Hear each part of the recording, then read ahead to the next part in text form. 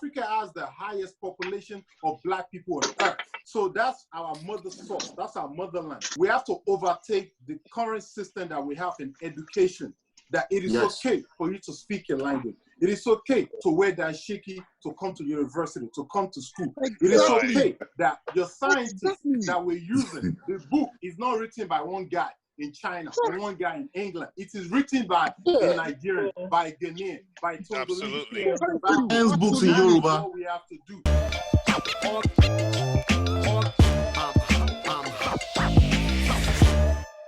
In order to move forward, I want to focus on, okay, what do we need to do as Africans? I think we need to teach our history. We need to learn our history. It's very, very important. And we need to embrace ourselves. I mean, I was saying to one of my friends that when I was younger, you know, growing up in like Peckham, when I see another black person, I used to wave and like, yeah, because there's a lot of Chinese. When I was growing up, I used to wave and say, oh, another black person. But now, if you see a black person in the evening, you're scared. You know, you want to run. Even as a black person, you're scared. Even as a black person, I should say. But before, 20, 30 years ago, you know, it was okay. It was calm. You feel safe. I mean, I just think that a lot of hatred, division has been put amongst ourselves. We don't love ourselves anymore. We see each other as the enemy. And divisions is there. You know, Jamaicans against Africans against another Africans, you know, either Ghanaians or Nigerian or whatever. And we're not even resolving that. We need to resolve that. A white person's not going to resolve that for us. So what can me and you do, like, you know, in our own, you know, personal lives to correct education. And also we need to take upon ourselves individually to teach our kids. I think sometimes we're waiting for somebody out there to teach our children black history or give them confidence, let them love themselves, because that's another thing. We need to love ourselves, you know. You need to embed that in your children. We need to start from home. We need to start from churches. We need to start from mosque, you know, our community. They need to have something to value. And at the moment, all they value right now is money and music and, you know, internet. So we need to do that. Your kids are going to want to do those things they don't get from home. They're going to want to do those things. No. You're talking about two different. I'm not talking about they should not party. They should not be a young person. They should not be a human being. They should be English kids or not. What I'm saying is you give them extra education apart from the one that they are learning in the world. Do you think like the Chinese children don't know who they are? You know? They teach their children, the Indians teach their children who they are. Yeah. You know? Only black people. But then they also have a national system that educates them at that level. Yeah, but I'm talking about the one in England. Forget the ones in China. We're talking about the one in England, the one in diaspora. You know? Think of it this way. When you're, if your kids are growing up in a African household, I think it's black people in general, we intend to want to raise our kids to be too English and kind of put aside our culture and say, oh, they are British children. A Chinese family, they speak their language to their children. When they get to school at the age of 5, that's when they start learning English. The same with the Indians. Their culture comes very, very important first, before second. But with Nigerians or Ghanaians, because, I don't know, maybe because we've been enslaved, we're thinking making our children more English is more priority over who they are. A teacher's not going to come to your home when your kids are 2 years or 3 years or 4 years old, telling them about African history, telling them about, you know, different culture, telling them who they are. That's not the school responsibility. That's for you. When you create a strong personality, a confident child, they will take that into the world. No one can't tell them who they are. I strongly agree with Sister Rosalind. 100%. That's the mentality we need. Listen, in America or in Europe, it's not Africa. You cannot impose the system that we want. They're never going to put an education in place that will teach us what we need to know, that will teach our children. This is not our place. The only place we can do that is in Africa. But unfortunately, we do not control that system. Because in England, the British colonized Nigeria, so we speak English. In schools, they make you speak English by force. It's completely wrong. The same thing, the French Africans are speaking French. Why is that? Like Rosalind said, it's only us, Nigerians that are doing, and Ghanaians that are doing this. Why? Why is it that only us? Because we're still enslaved, we're still in bondage. That is the problem. So how do we fix that? Which is Charlie's question. This is how we fix it. If you're in England, if you're in America, you have to take it upon yourself to re-educate your children. Yeah. I don't disagree with that. Teach their own children. 100%. I'm not disagreeing with that. I cannot force the school districts in Baldwin, Long Island that I live to teach my children about themselves. Why is it that we leave Africa, right, and we can't, and we lose ourselves when we get into the diaspora? That was the question. Of course, we're not going to change the system here. I'm talking about in Africa. So we have to change it from there. And that's my point, first and foremost. You know, the effect change, you have to start from home. Charity begins at home. We have to start from Africa. Africa has the highest population of Black people on earth. So that's our mother source. That's our motherland. It has to start from there. We have to overtake the current system that we have in education, that it is okay for you to speak your language. It is okay to wear dashiki, to come to university, to come to school. It is okay that your scientists that we're using, the book is not written by one guy in China or one guy in England. It is written by a Nigerian, by a Ghanaian, by absolutely. Books in Yoruba. What we have to do. It's important for us to understand that as a people, we will hardly grow if we don't work together. So it doesn't matter where you're from in Africa. Imagine, for example, what you would do to businesses if there was one railway line running across Africa so that our goods and services are easily accessible to us. Our money is spent every summer at Zara, at Saks Fifth Avenue, at Primark, at Macy's, you name it. We wear foreign clothes to work. As hot as it is, we still wear suits and ties. Oh my God. Our women are not allowed to have their natural hair to work. In Nigeria? Yes. I have a friend who works in a law firm. A partner said to her, you need to, work on your hairstyle. Yes, now there's some people who are easing up, but we need to make it a policy to accept our own, to accept our culture, absolutely, to accept us the way we are. I think in Nigeria, the major issue we have, especially, let me use the Northerner, is because we are trying to force the Western culture down their throat. And that's why they are against the Western education. I think it's because they are not getting it, because the Arab nation, we are able to take the Islamic into their own community because they brought Islamic into the language they can understand. But we are people that we take the Western culture and we take it like that and we are forcing it down our throats. If, for example, you want to teach a Northerner things that has to do with the Western culture, and you put it into their language, into things that they can understand, they will accept the knowledge and the information.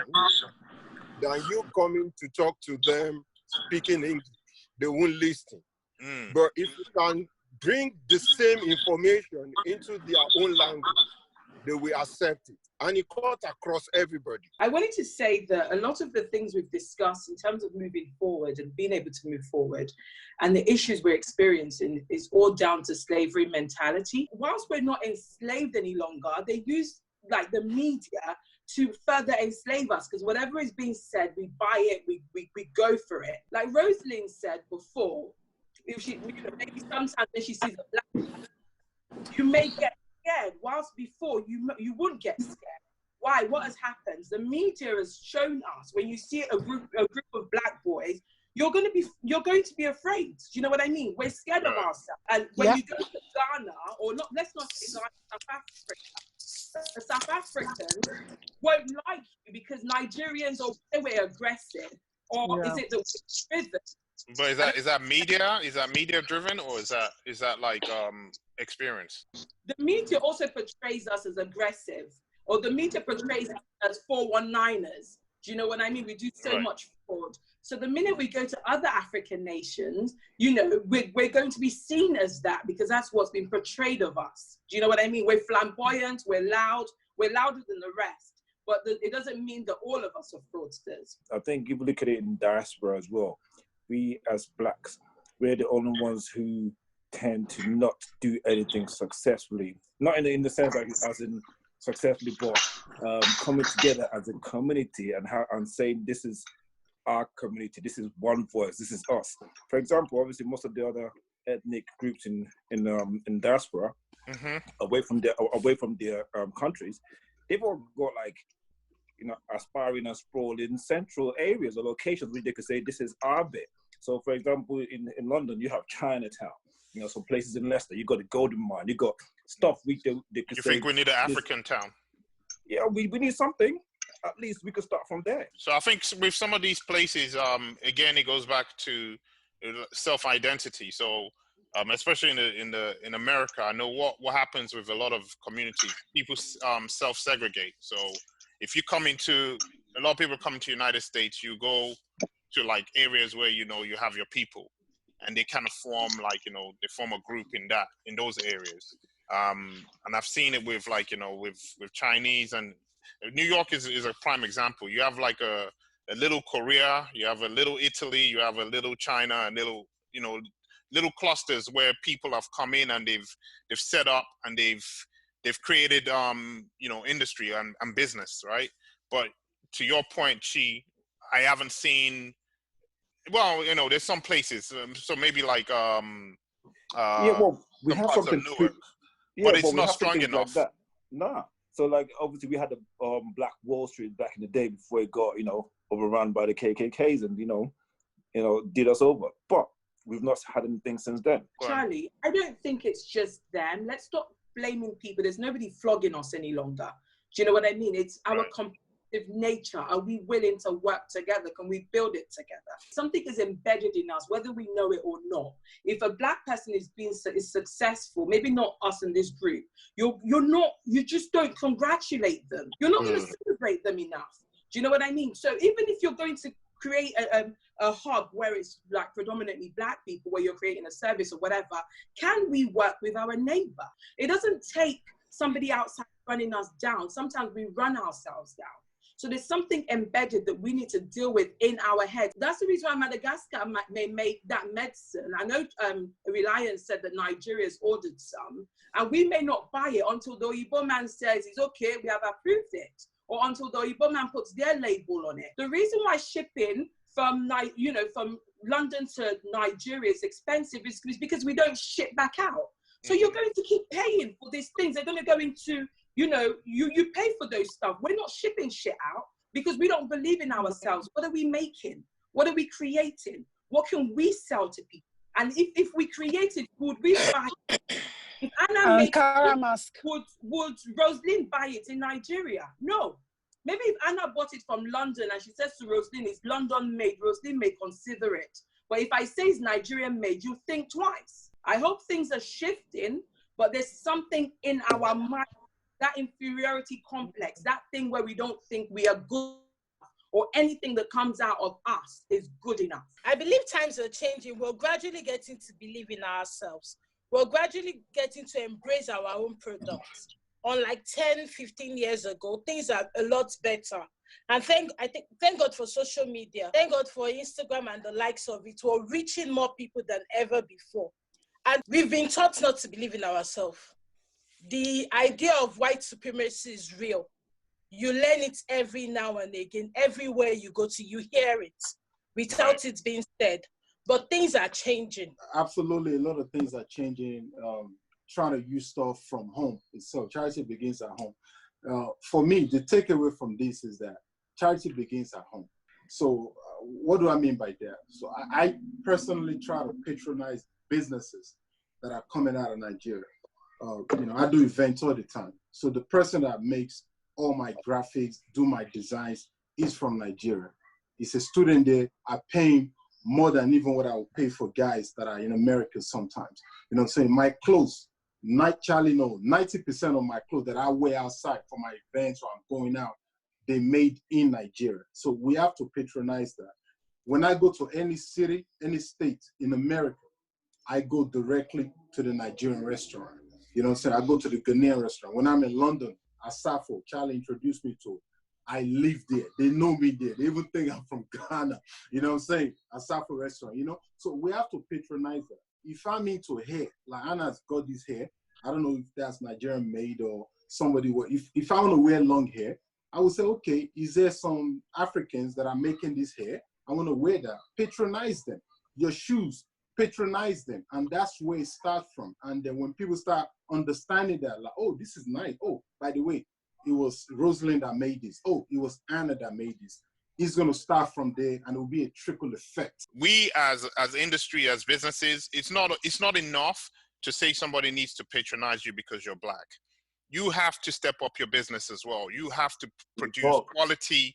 You have to produce quality goods for people to patronize you. I'm not going to buy from you just simply because you're Black. It has to be good. It has to be good enough. And this is what we have to focus on how to improve. And I think it goes back to Tox's point, how to create systems to improve our industries, how to create systems to build our value system, how to create systems that builds things, and it's a collective movement from the top down. It's not us as individuals. There's so much we can do. You know, number one thing that we can do as individuals is ensuring we have excellence in what we do, right? So whatever you're putting out, make sure it's excellent. And that's what will encourage other people, whether Black, white, or whatever. But more so, the Black people will be encouraged to patronize you if your products are excellent. So I think we need to move away from just thinking simply because I'm Black, somebody has to support me. Just one little point to add to what you just said. Yes. Like if you produce a poor quality product, I'm not going to get to decide if I want to support you or not. Subconsciously, an average person will simply not support it. So it's not a matter of, oh, no, you should support your brother. No, it's not. Unfortunately, that's just not going to be good enough to create the kind of power we need on a global platform. Exactly. Anna makes clothes, right? Very beautiful clothes. However, when Anna wants to sell these clothes, people kind of rubbish these clothes and try to price them lower. Maybe because it doesn't have the type of tag it's supposed to come with, like Gucci, Fendi. How do you want her to survive? Because she's not coming from a high brand, but her clothes are very good. It doesn't have the type of tag we want it to have, and so people price those things. That is why you see a lot of people that make things in Nigeria. Let me tell you what some of my customers do.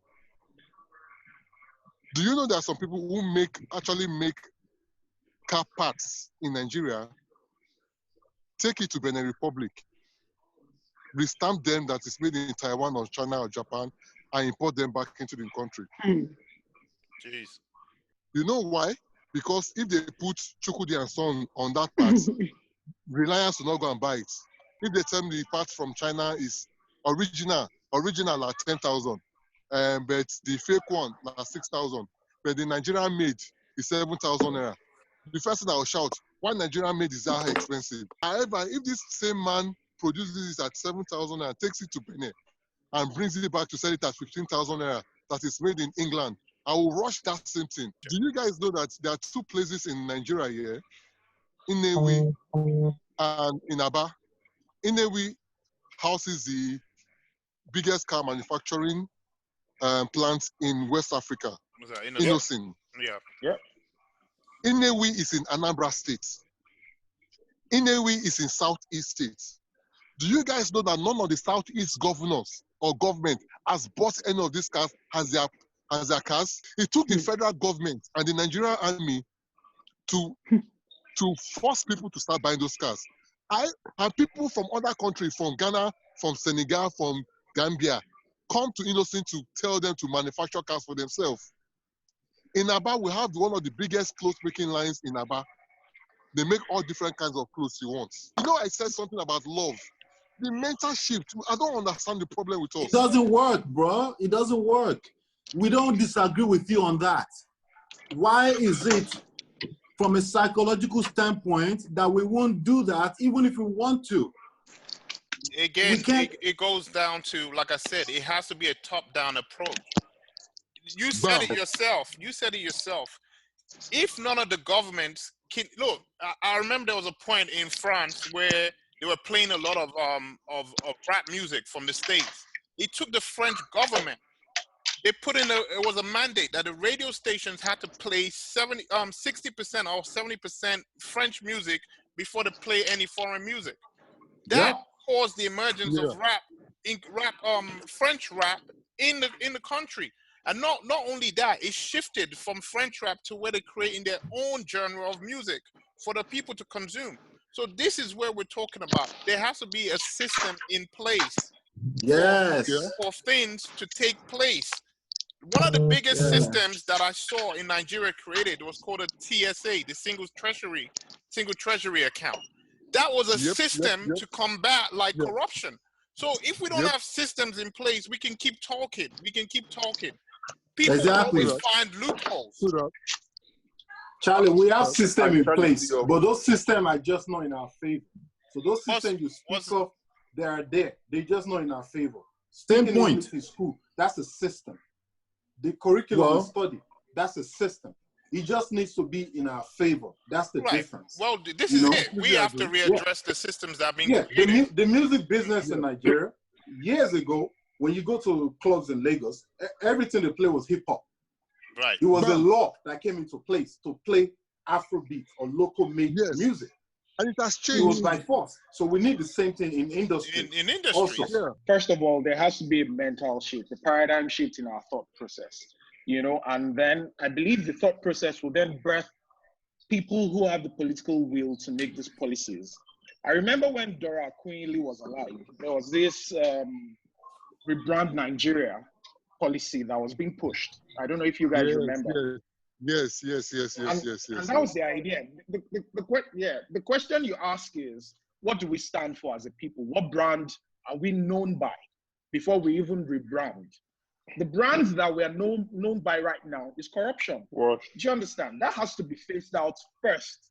That has to be taken out of place first.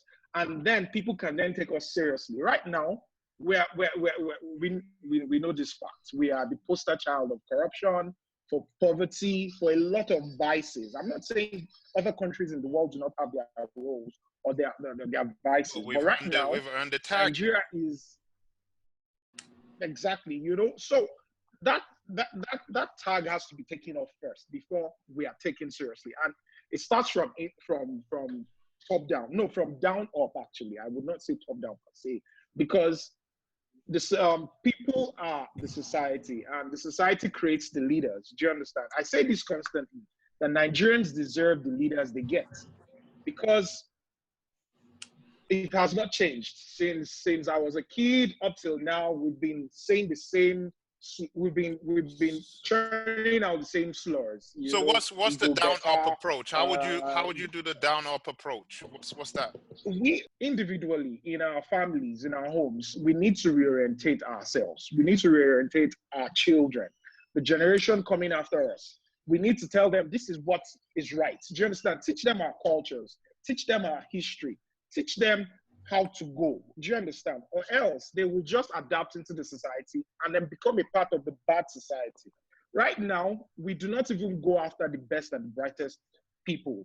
We just go after those who have the money. Do you understand? Or those who have the most monies come to go to the slums, go to the touts, and do you understand? And those guys become the political soldiers for people that have become our rulers. I would not call them leaders. That become our rulers. But if individually we can be tired enough, to say no is no, enough is enough, and then we begin to gradually from down up change our thought patterns. That's how we can change the brand that we have as Nigeria. I was just going to share with you my experience working with Anambra State government. Directly with the governor as a consultant. When the oil price first plummeted, I think 2014 or 2015, there was this urgent need to diversify. And one of the ways to diversify, because the state government was not getting enough money from the federal government because of what was happening. So one of the things that was being advanced was the export business to countries. Now, we discovered that the supply chain, Nigerians were packaging bad products outside the country. Bad products. And that's number one. Number two is the fact that there was no regulatory framework to checkmate this bad product to see that the branding and everything was done properly. So we had a regulatory failure on the part of our customs or the people who are supposed to ensure that before these things leave our shores, they are packaged properly, they are done properly, so that we can make money outside of oil price or outside of oil. So the point was multiple. So we have people who want to cut corners and just quickly make it. This mentality of my brother, I heard someone saying that, you will produce something in Nigeria, but you go sell it in Republic of Benin. The question is, why we are having that is because Nigerians' mindset is to make money quickly. And the problem is now that the oil price that accounts for 70%, if not 90% of our revenue, especially in Nigeria. Down. Yeah, there's no other means of income than for us to diversify into export business. What are we producing? Sorry? What are we producing to export? Exactly. Because if we are not, and if we don't do anything else or look for other options of producing or doing something to get that money or to improve our IGR, because at the point, we are at the point of improving the IGR for the states so that at least we can get income for the state. But to our surprise, there was just no framework in place. Then the mindset of Nigerians, I'm talking of Anambra State where is the innocent. Right. Innocent, for instance, was in Inewi. Why wasn't the government, the governor or the state government buying cars from Innocent or even using his cars? So we bought cars from Innocent. We actually, in fact, I went to the factory more than 3-4 times at Modicha. But the point is, there's still a large competition. Like when you were saying that the government should have a policy that will limit the number of importation, right. Foreign, that will, so we still have that you can't, the whole thing is still very porous. Our borders also has to be well formidable to be able to, because if they can bring products, from through our borders that is porous already, you can understand what that means. So our problems are multiple. But the thing I want us to emphasize here is the fact that,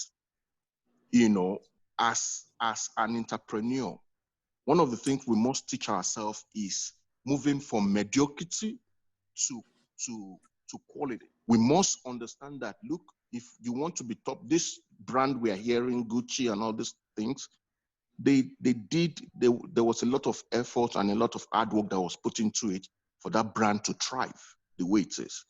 If you want to be like that, you can't cut corners. You just don't want to blow and make money and start in. That my problem with our generation is it's a generation of quick fixes. Quick.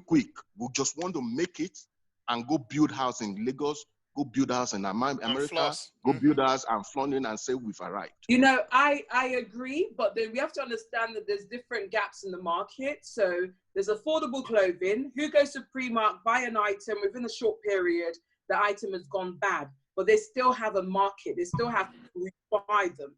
I feel the problem isn't just that. Nobody's saying that their sister, their cousin must buy from them. But the thing is, you have to give it a chance. How do you decide just from looking from afar that it's no good? that's a problem. If you've tried it and it didn't work or it's not good for you, then you can then decide you're not buying again. That's something else. So we have to give ourselves a chance. Well, don't do it for the sake of it, but give yourself a chance. Give your fellow, brother or sisters or blacks a chance to prove to prove that they're not worth the opportunity. I believe in standards and creating those SOPs and systems to test those, whether it's cars or the clothes or the factory. I think that's dope. We need it. All industry needs it. The same thing in the pharmaceutical industry, even in the music industry, exactly the same thing. I would just also add to this, though, another thing that we have to accept, which is part of this conversation, is that propaganda, is that things that is of American. When you talk about Gucci product or Fubu product or all this product, automatically coming from the United States, we have this thing where, wow, okay, this is dope. You know what I'm saying? Like, we will not go out of our way to check that quality, that we will say, okay, this was made by one of our brothers in Anambra State. Have they even done their due diligence to make sure this is an effect? Even though the Gucci is not made in America, it's made in China. So those are part of the things that we have to tackle. The propaganda, the factories, the basic work, just sewing, tying things, like whatever the case is, and getting those contracts also in place. And then the propaganda is just as big as anything it can be. Like, you know what? Because it's African does not mean it's bad. But why are testing ourselves to the highest standard in terms of quality also? So, we have a long way, but I think this type of conversations open the forum. Definitely. And then individually, we have what we're doing on a daily basis. It's a big part of this. What I would say to that is this. So, and I think a couple of people mentioned it, is one, as an entrepreneur, you have to examine why you're in that market space. And is it to create value? Is it to create to solve a problem? Or is it just to make money? And a lot of times, these are the people in there just to make money are the people that make it difficult for those who are trying to solve a problem and trying to create value, right? So like Anna said, some people, without even trying your products, will say it's bad. And I think some of it is based on past experience. So they might have experienced something similar to your product, not necessarily yours, but that has been bad. And this has tainted the whole market for everybody that's in that space. So the other point on that is there was a point where cars from Korea, so Korea came into the manufacturing industry late, and people used to look at things like Hyundai, I think Kia, and all of those brands. They used to look at them as inferior. But there was a strategic approach to build those brands, and that's what I'm saying. It has to come from a top level initiative. It's not just from the bottom up. So it's a top level investment. Look at it now. Dubai is one of the highest tourist destination for Africans, and that was strategic. Like, they came in, the government invested. Dubai was desert, right? So they came in, they bombarded Nigeria with ads. They sent people to trade shows. They created trade shows. They funded movies that showcased Nigerian movies that showcased Dubai as a tourist destination. So it was strategic. It wasn't just it didn't happen by accident, is my point. So some of these things, yes, it will take time, but in educating ourselves, we have to hold on to, one, the excellence as in on an individual level, and two, governments have to get involved in helping to push that sector. This is how sectors are created. So the question is, how do we resolve this? Now, in my opinion, because our problems are multiple, we can't put the cart before the horse. So what do I mean by that? It means that what is the first thing to tackle, or what would be to tackle before other sequence of events will follow? For me, the first thing that we need to tackle is to ensure quality in whatever we do. How do we do that? So how do we do that? We need to, before your product patronize you, there must be a level of trust in your product and in what you're doing. So the first thing is I must be able to ensure that the need meets, or my product meets the need. That's the first basic level of trust you can first establish. You're solving a problem. Okay. We must all address the quality part of things and, start to, pay attention to quality and to ensure that, look, whatever we're doing must be excellent. And the people that are doing it well, they don't have two heads. They are not better than us. Okay, those Gucci and all these people, they started just the way we started, and they're doing well. They made mistakes at some point, but they eventually got it. And we can do even better more, even much more. And so we must first address that. Charlie, can I say something? I think when you speak of systems and putting things in place, one thing that, if we're speaking about Africa or Nigeria, let me say Nigeria particularly, one thing we don't have is return policy, and it's not compulsory. There's consumer rights in the UK. So if we want to sell it, if we want to make a difference, then we need to have more consumer rights in Nigeria that's enforced by the government or whatever, the states or whatever. So that way, I would be prone to trying you out because I know I can return it, or there's it has a lifespan. So it's not for me to do; it's for the country itself to enforce something. There you go. That will protect its consumers, that will then enable and encourage its consumers to patronize one another. Do you know what I mean? So that way I'll be penalized, or you can take me to court, small claims court or whatever. If you know that somebody can do it, either way, you will do better. Just so that you don't even have story. You know, social media is helping. If something isn't good, people can loud you and put you on speaker. You know, the same way, I think in the UK, we didn't have all of this thing in the UK some years back. You had to put people on certain websites and watchdogs and whatnot. That's one thing. But another thing we need to say isn't as simple as we're making it. Because don't forget, we aspire. And it goes down to this mentality thing as well. Everything from everywhere else but Africa is better. So whether it is better or not, we automatically, when your auntie goes to London and they bring you something from Marks and Spencer, it is automatically better than anything else. So that's another thing we need to remove from our chain of thoughts, that it doesn't necessarily mean it's better because it's got M&S on it. Do you know what I mean? Absolutely. So that's something that's changing the psyche and how people view our products. Awesome. Exactly. And I mean, you know, when I say systems, I think, you know, system is living, right? So some of these things are in place already, but doesn't mean like it's being refined. So because something's in place doesn't mean that it works. And with everything, you know, people are always going to look for loopholes. They're going to try to cut corners. But as you continue to refine your system, that's what makes your system better.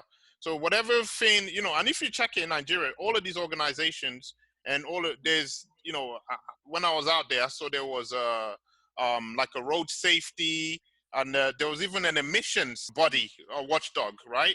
But emissions, we know in Nigeria is terrible. There's trucks driving around. If you get a bad truck in front of you, you will not see anything. Like the amount of smog and emissions that's coming out of it. And I'm like, how does a car like that continue to stay out there? And it goes down, it goes even deeper to like now enforcement. So there's so much things like that needs to be fixed. But I mean, obviously I think we'll get there. Things are changing. I don't want to be like, you know, I don't want to talk it down, because I saw a lot of improvements too while I was out there. Some things are being addressed, road safety and things like that. Things are being addressed, but it's going to take time. And my whole point about systems is it's a refining process. You have to keep working on it. You have to keep working on it. I think as a generation, we have gross disrespect for the psychology of human being in all of this.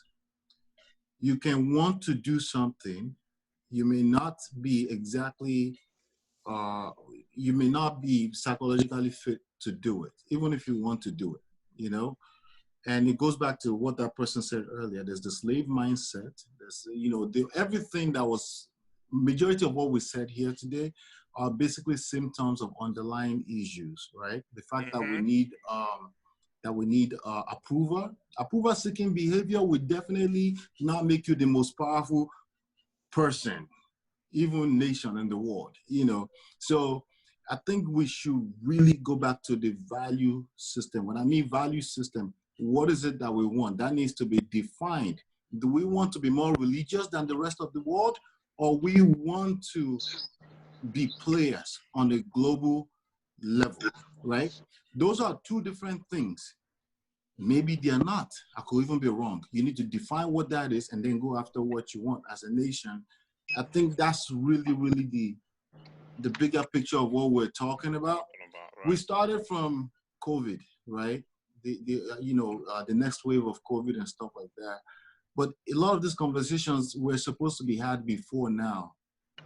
But there's crisis now. So this topic came up, right? Right. But that's why you build systems. And when I say systems, to cost, we're talking about systems that work. So maybe work, in my definition, can actually be different from yours too. I could be bastardizing the meaning of work. We need to define what those things mean. If you're in project management, you notice they define everything, because really word can become your enemy, words and your meanings to words. You know, we even going back to what we're talking about, the words and what Negro means and any of those things, words change meaning. And because of that, you have to define what you mean by what you mean. We can't be lazy with that. We can't say nobody. So what do you mean? What do you mean by work? So like, what do you mean? What do you mean systems that work? You said systems that work. A system that work for me might be different from yours. So we need to define that. In a situation of COVID-19 but define yours. crisis. Define yours. What do you mean by a system that works? What's a system that works for you? Good question. In the system of COVID-19 crisis, right? Can I trust that the numbers coming out of my government are right? If I can't trust, that's not enough. If the average person cannot trust that the numbers are good, we got a problem. That system does not work. You see what I'm saying? It's not about my definition. A few people need to sit down at the table and define what we mean by a result. Because you may inject it with your religion, I may inject it with my culture. And because of that, we need to be aware of the psychological aspect of all of this whole thing. All right. We need to be, because if we're delusional about that, we will be in the same spot 100 years from now. One brother said 10 years. I think I have. Hold on. Let me take a comment from Rosalind. She had a hand up as well. Go on, Rosalind. Oh, hi. Yeah, I was just going back to, they were talking about qualities and buying our own brands and waiting for approval of either Europe or abroad. I just want to say that we should take the same, lesson from China. I mean, with the Chinese, they created their brand. They make sure that their people purchase their own products before they even send it out to the world. They make sure their brands was important to them in their country. They build their economy, you know. So I think maybe Nigeria should do that. I don't think we really need to wait for anyone to tell us that this brand is great. If the government or even the governors of each state say, okay, my state is building this, is making this, we are going to help them, we're going to promote it, we're going to purchase from them. I'm not really happy about making law or something, but if you have incentive or something that if you purchase, I don't know, a number brand car, maybe you get 1 year insurance or something, I don't know, or, something. Yeah, make it incentive, an incentive. Yeah, something to build our own thing, because other countries have done it, like Dubai's done it, China has done it, and we can do it. Absolutely. We have lands that we can grow stuff, that we can sell to other neighboring African countries. Why are we not doing it? I mean, there was some years ago, there was a lot of money pumping to the fish markets, having these fish farms. A lot of them went down the drain because we're not supported, So why are we not supporting ourselves? Because so it's all comes to the leaders. It's all comes to Go ahead, when you say that you go, yeah, so when you say incentive, you need a change of all systems and control in place. I actually think you need to go further than giving incentives. You actually need to regulate stuff. You need to make people do it. Yeah, definitely. So not just incentives. So, I think where the West, or even other countries where they're able to have control to make sure that they buy from their own country, is usually through regulation. So if there's a system in place in terms of regulating these things, then there'll be a change. We can't just put it down to the people. More system in terms of the framework of the country, forcing people to buy. Forcing people to buy from there. Honestly. So we have to talk about mindsets, right? A lot of us come together and we have all this conversation. There's loads of people that have similar mind in terms of wanting change in the country. We can talk about it for as long as we like, and there's many people with similar mindset that we need to endorse Black, we need to try and change our idea of things being abroad in Nigeria means that it's better. But for me, I think the only way you can do that is changing the system from the top down. And how do you change the system from the top down when already the people have this idea ingrained in them from birth? You really just have to go and regulate with this. Make people do it. Stopping. I learned a lot from was it Charles that said, I don't know who said it, that like in music industry, they regulated, say you need to start in African music, and that changed stuff. So that tells me that similarly for other industry, or in terms of saying buy stuff that are actually manufactured in Africa, you can do. A lot of countries they do that. You can't import certain things. You need to buy products and in the UK, a lot of stuff are regulated. In terms of the whole EU system is supported because you've got mass regulation in terms of what you can do to encourage that's what the whole single economical EU is based on, right? So I feel that we just need to start from the top in terms of actually regulating in the country to enforce these things rather than just goodwill. So again, I'm going to talk about my experience when I was working with the government. We try to help to promote local production. But one of the things we faced was number one, bandwidth. So let me give you an instance. Rice. We said, okay, let our farmers, let's stop importation so that our local market will grow, right? That's what all you have been saying. But they can't. But guess what? The supply is not there. The supply was not there. That's number one. Number two, the quality. I mean, imagine eating a rice full of stone, and you have a rice that. No, I'm serious. I'm telling you the right. I'm telling you the right. Why are we so I work with the government. No. He's being real. You know what I mean? And then you are now saying you want to stop importation of rice that you will eat, and when you sleep, you will feel like you are in heaven. And for a rice that you will eat with stones, because you want to encourage local production. But wait a minute. What is the government doing? What's the government doing to improve the quality? Exactly. They can't just say, okay, we're going to cut off importation. Hold on. If the quality is not there. Hold on. That's what I'm telling you. That my work as a consultant was to help local production to thrive. Right. Okay. But then one of the problems I faced was the psyche of people.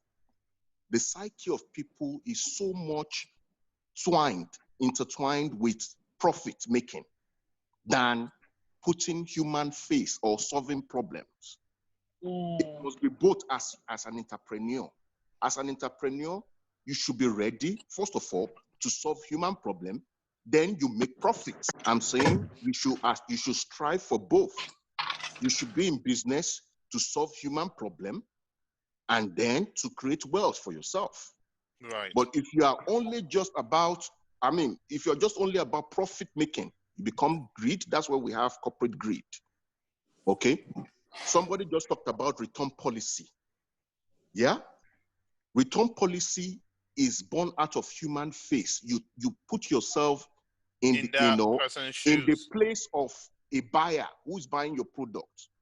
That okay, if I am a buyer of a product, do I want to buy a product and be stuck with that product whereby I cannot return that product if it's defective? You begin to think of who's going to consume your market, your customers, if you have human face. But if you don't, if you relinquish that part and all you're thinking about is just your profit, then you would sacrifice every other thing to make profits. And that's the problem we're having. That's where the problem comes in. Mm-hmm. That's what the problem we're having. It's not as if we don't want to support local product, but we are saying local product or local production must step up, more especially in the time whereby we have to diversify in our economy.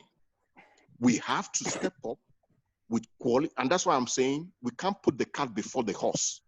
If you go about this policy now and say, oh, we want to encourage local production, that number one, they don't even have the bandwidth to even do that supply. They don't even have the quality to showcase. We are even talking of local production, of you just even be self-sufficient before you even export to other countries. That's what we're talking about. No. So let's not delude ourselves. How many of us are willing, let's be honest with ourselves right now, we're willing to pick up themselves from where they are right now in their own comfort zone to go to Nigeria to change there's a few people in the call that's calling from Nigeria as well right now. No, but let's be honest with that, because there's people in Nigeria, right? Who said, bros, you're over there, we're here. We are dealing with what we've got. And guess what? We're managing it. We've tried, but guess what? We're not in the place or position to be able to change things. The people who can change things, they try, but they get to a point they realize either you follow the status quo or you're out. That's the reality of the matter of Nigeria. We can pray for the best, but to change it, the way we're talking right now, you're going to wait at least 100 years. I'm sorry to say, it's the reality of the fact. Nigeria itself does not want to change right now. If they really want to change, the people will get up and say change. If the people are not willing to stand as one, how's Nigeria going to change? So what you're saying, you don't think the change is going to happen in Nigeria anytime soon? Not in my lifetime. Not in your lifetime?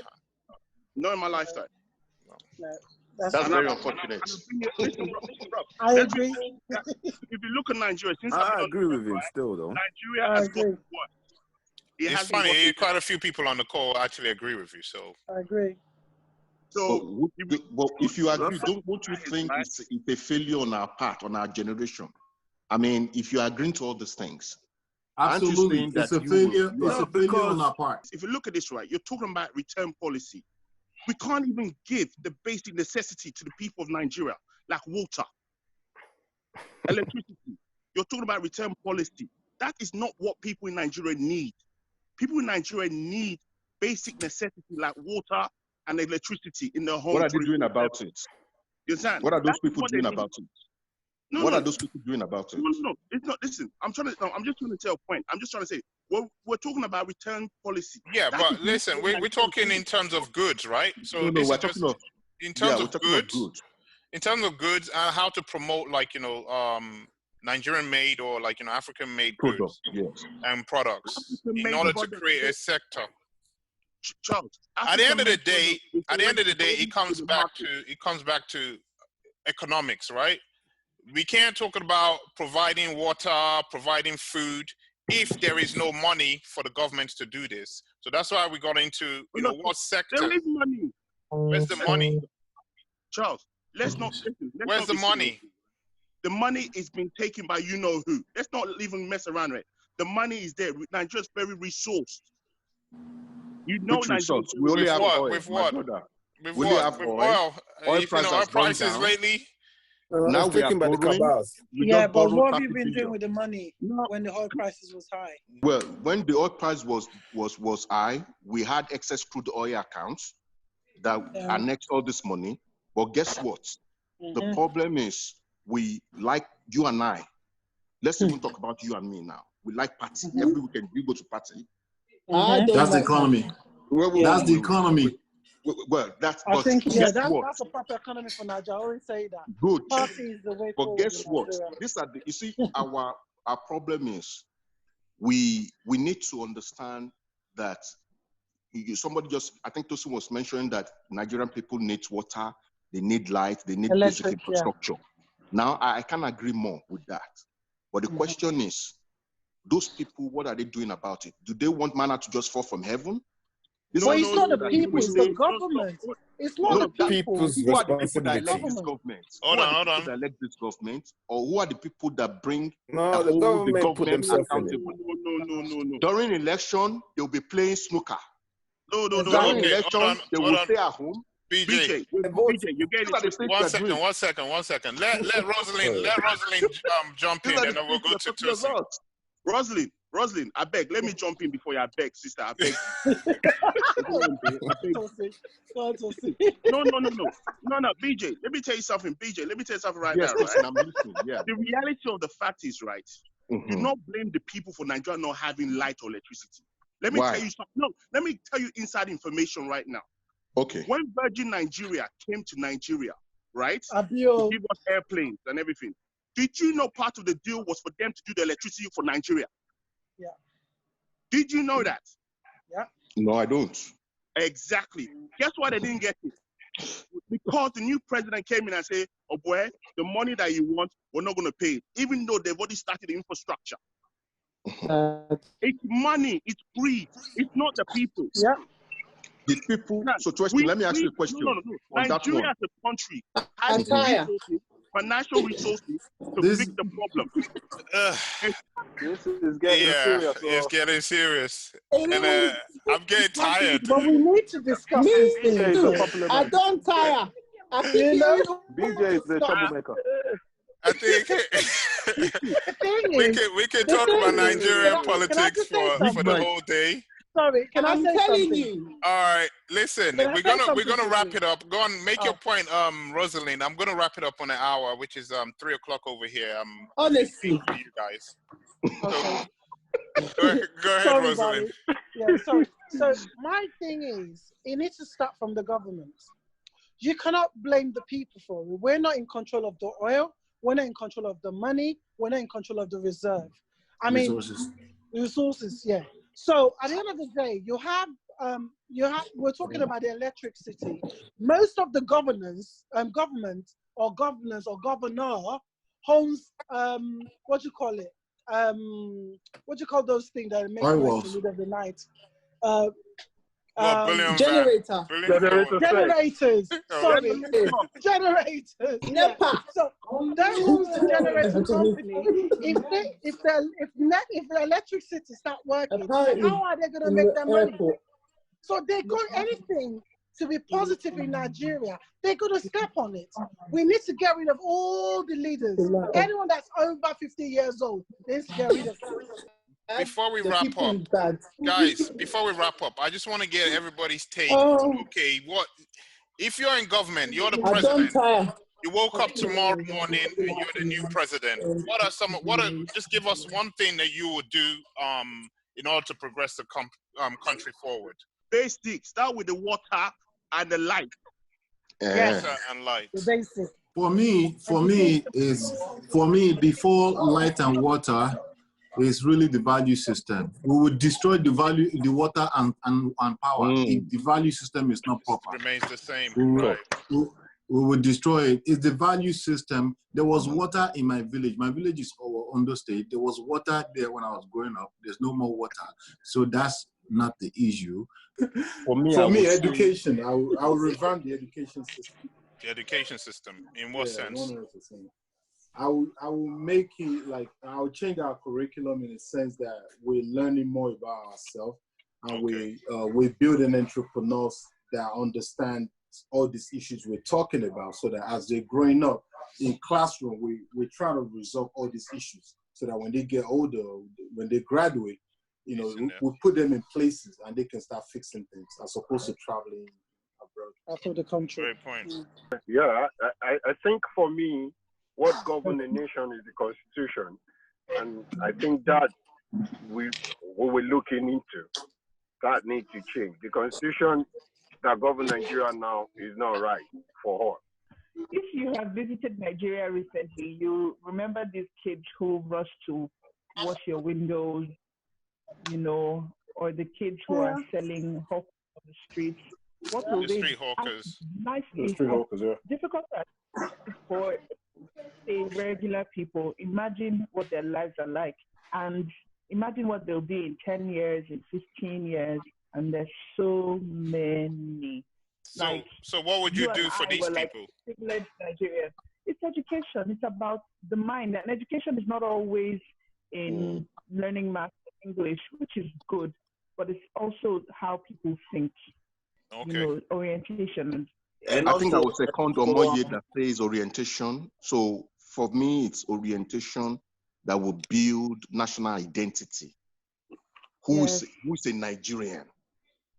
So that identity, we don't have it. I mean, for Africans, really Africans to be where the Western country is, or you know what I mean? I mean, I think it's time. Maybe it might not be in our lifetime, you know what I mean? But the real change will be when the whole Africa have one leader, you know what I mean? So anyway, unification, one Africa, one leader for Africa, you know what I mean? That will be a real change. If I become president of Nigeria, the first thing I'm going to do is I'm going to dissolve the federal structure in Nigeria. It's going to return to a regional system because this federal system is not working for us at the moment. Every region should develop at its own pace with its own resources, basically. And then, of course, I'm going to jail a lot of people, and I'm probably going to execute a lot of people. But right now, I believe that we need to kill a lot of people. That's the truth. Wow. Okay. What if they had you assassinated? Anybody else? Anybody else? Because I'm about to wrap it up now. It's been real, like always. I love you guys. You guys speak your mind without holding back, and I always learn a lot on these calls. I appreciate everybody taking the time just to jump on.